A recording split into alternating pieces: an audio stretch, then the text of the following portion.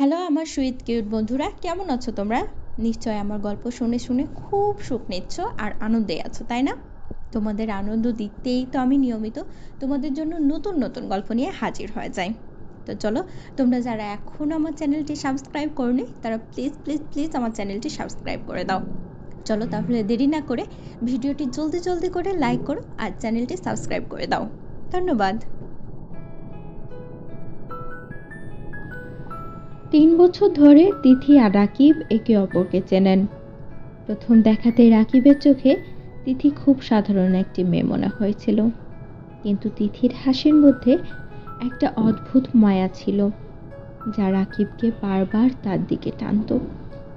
তবে তিথি ছিল একটি গম্ভীর প্রকৃতির, তেমন সহজে কাউকে বিশ্বাস করত না।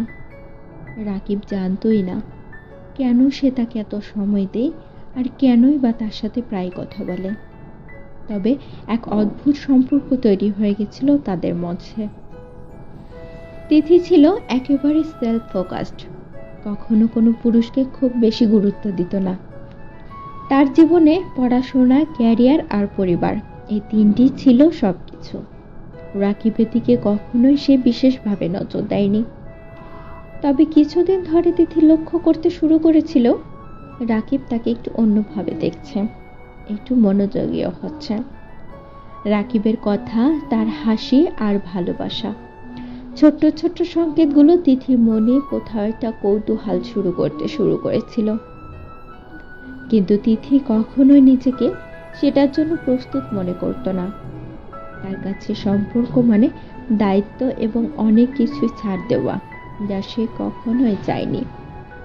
একদিন রাকিব সরাসরি তিথির কাছে গিয়ে বলল, তিথি, আমি জানি তুমি আমাকে একটু আলাদা চোখে দেখো, কিন্তু আমি চাই তুমি আমাকে একবার সুযোগ দাও। আমি চাই আমাদের সম্পর্কটা একটু অন্যভাবে গড়ুক। আমি জানি এটা তো সহজ না, কিন্তু আমি চাই তুমি আমাকে বিশ্বাস করো। তিথি কিছুক্ষণ চুপ ছিল, তারপর বলল, রাকিব, আমি তোমাকে ভালোবাসি না।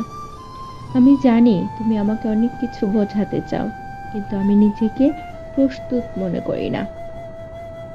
আমার জীবনে অনেক কিছু আছে, আমি কোনো কিছুতে ঝুঁকি নিতে চাই না। রাকিব একটু হতাশ হয়ে বলল, তুমি যদি আমাকে একটু সুযোগ দাও তবে দেখবে সব কিছু কেমন বদলে যাবে। তিথি নিজের মনে কিছুটা অস্থির হয়ে পড়ল। সে জানতো রাকিব তার ভালো বন্ধু, কিন্তু প্রেমিকের মতো নয়। কিন্তু রাকিবের চোখে যে অদ্ভুত আকর্ষণ ছিল তা তিথির মনেও এক ধরনের ভালো লাগার অনুভূতি তৈরি করেছিল। এবার 1 মাস পর রাকিব আবারও তিথির কাছে এসে বলল, তিথি, আমি জানি তুমি আমাকে ভালোভাবে বসতে চাও না, কিন্তু আমি তোমাকে আবারও বলছি, একবার শুধু নিজের অনুভূতিকে অনুসরণ করো। তিথি কিছুই বলল না, কিন্তু তার ভিতরে একটা দ্বন্দ্ব তৈরি হয়েছিল। তার মনে হচ্ছিল যদি রাকিবকে সে মূল্য না দেয় তবে সে তার জীবনে কখনো এমন একজনকে হারিয়ে ফেলবে যে তাকে অমূল্য ভালোবাসা দিতে প্রস্তুত। কিন্তু তিথি খুবই ভীতু ছিল, কারণ সে জানত সম্পর্ক কখনোই সহজ নয়। তারপর একদিন রাতের আধারে যখন তিথি একা বসেছিল, হঠাৎই তার ফোনে রাকিবের একটা মেসেজ আসলো। লেখা ছিল, তিথি, জীবনে অনেক কিছু আমাদের পছন্দের মতো হয় না, কিন্তু সঠিক সময়ে সঠিক সিদ্ধান্ত নিতে হয়। আমি জানি তুমি নিজেকে প্রস্তুত মনে করো না, কিন্তু আমি তোমাকে কখনোই ছেড়ে দেব না। তুমি যদি আমার সঙ্গে থাকতে চাও তবে আমি সারা জীবন তোমাকে সুখী রাখবো। তিথি মেসেজটা পড়ার পর চিন্তা করতে লাগলো।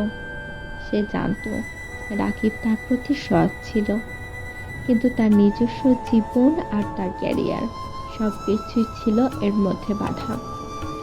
কিন্তু রাকিবের কথা তাকে এক অদৃশ্য শক্তি দিচ্ছিল, যেন সে কিছু একটা করতে পারবে।